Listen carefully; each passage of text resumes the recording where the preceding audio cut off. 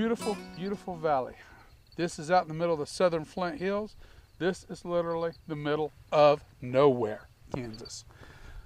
I will be the only person parked here unless they're coming to and from cattle, or to tend to the windmills over that way about 5 miles, or to tend to some oil well somewhere around here. Other than that, there will be nobody come up and down this road. I have been up and down this road with an inch of ice on top of it, riding my wheels down, causing my brother-in-law to lose his mind. But that's another day, and that was a whole different time period. What we're here for now is, and I'm going to step around and show you guys, this is Benromach Speyside single malt Scotch, 10 years old, Imperial proof. I've actually owned this for only a couple weeks now. This is pure delight. This is probably one of the best scotches I've had in a while.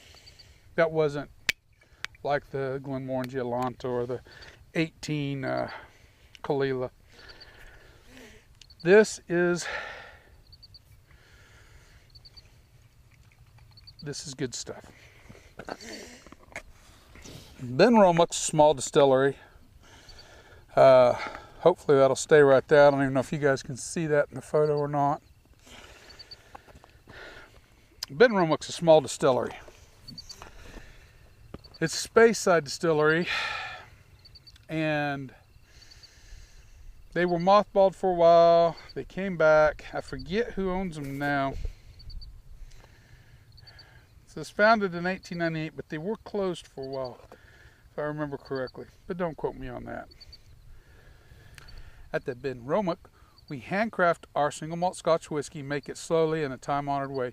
Using the finest natural ingredients, our 3 distillers orchestrate every second of the distilling process. There are no shortcuts to perfection. They handcraft every drop, judge each moment by sound, smell, touch. Every cask is hand-filled, hand-weighed, and hand-stamped before maturing for many years in our traditional dunnage warehouse. The end result is a gorgeous, classic, pre-1960 Speyside character at a higher strength, intense and complex, and yet beautifully balanced with a light touch of smoke. We call it Imperial proof because all whiskey in Scotland was measured by the Imperial way. The tradition actually started with a different spirit rum. Skeptical sailors wanted to make sure their rations had not been watered down, so they mixed a little spirit with gunpowder. If it ignited, its strength was proved.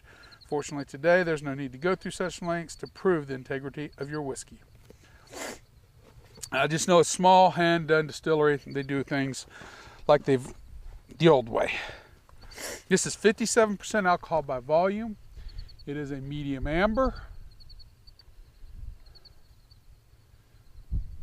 Thick, slow, singular legs. It doesn't build into a lot of different legs, and it takes a while to form. Oh, it's just beautiful against that sun. I know you guys can't see it, and that sun's going down. On the nose, apples, a little touch of smoke. Fruity raspberry, cherries, plums, raisins,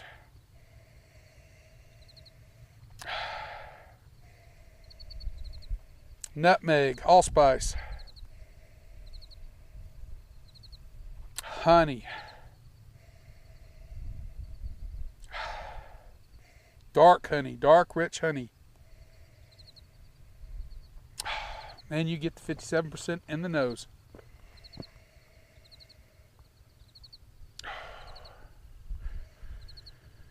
You get the fruit, you get the sweetness, you get some spice. Dark fruits too. Them plums and them raisins. Palate.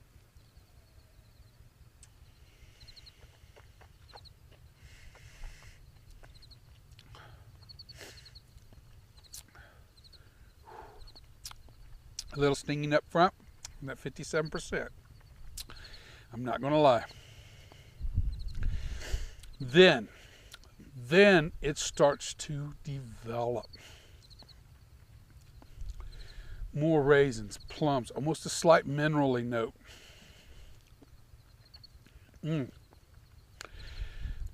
Nutmeg and allspice.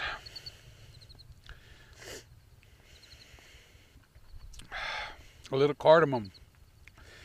Raisins, plums. Some dark dried cherries.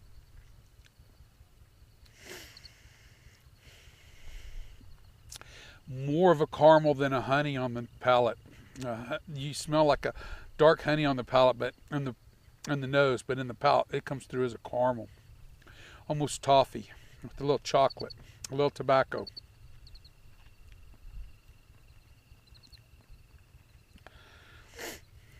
Finish goes on. Finish goes on. Long finish, long, good metered finish, even.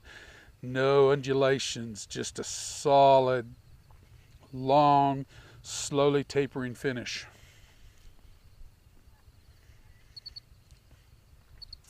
Now, what I like about this one too is this. I have rarely had a whiskey take water as well as this one takes water.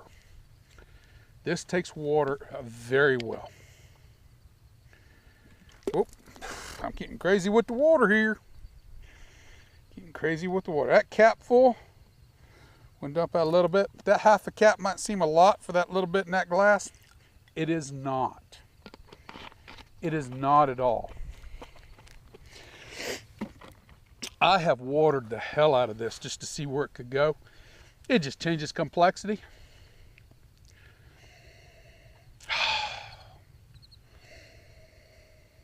Again, all the dark fruits and the cherries.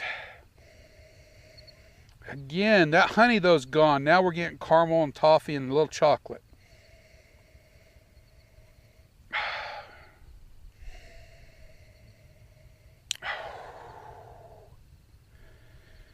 Oh my goodness, this is just, it just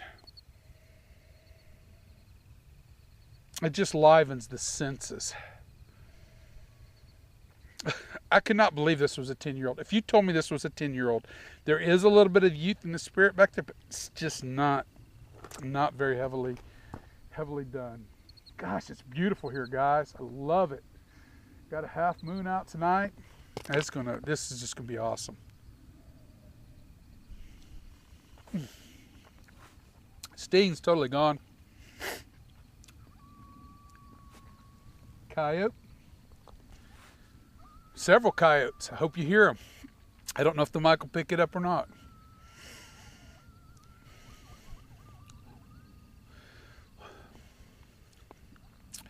Now we're getting graham crackers. Cinnamon and graham crackers. Still with the allspice though. Still with the deep plums. It's plums and raisins. Plums and raisins keep coming. There is some of them dark cherries, but that's not so much anymore. That sweetness is still though. Now I got coyotes talking to these coyotes. It's beautiful out here.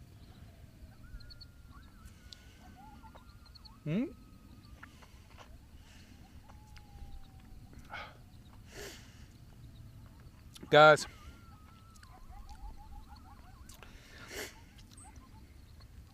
the only other 10-year-old that I've ever thought this highly of is a total different genre. It's an Islay with a Lefroy 10 cast strength.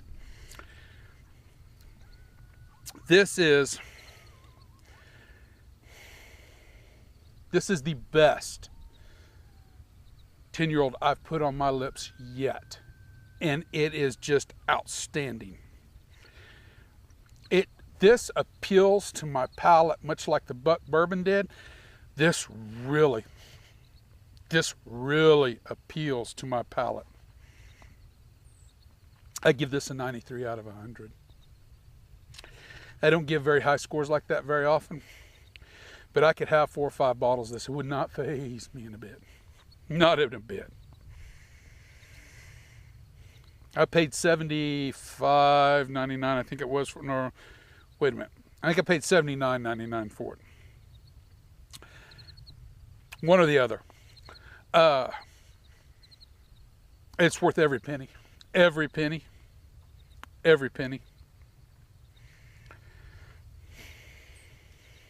This is just real and truly outstanding stuff. I don't know if it's there doubles as a holder upper. It doesn't say anything about, unless I missed it when I read it and I've forgotten already, which is possible, about unchill filtered or non-colored. Can't tell you. Not sure. Don't matter. Don't care. Don't care. Worth every penny. Love this stuff.